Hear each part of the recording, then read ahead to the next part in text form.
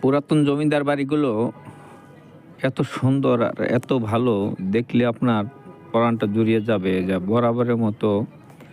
দেখেন কি সুন্দর, অসম্ভব সুন্দর, কত বড় একটা উঠান এবং কত সুন্দর সুন্দর দরজা, এই যে উপরে যে কাঠের এবং রেল লাইন দিয়ে তৈরি করা।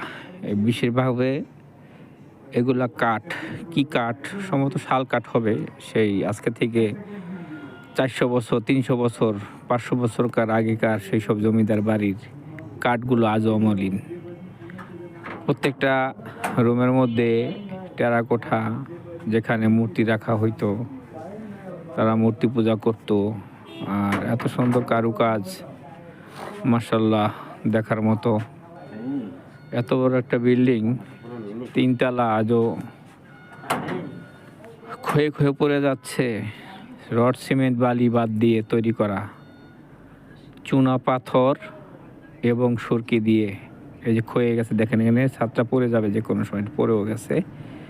যে কোনো মুহূর্তে ভয়ঙ্কর দুর্ঘটনা ঘটতে পারে এই জমিদার বাড়ির।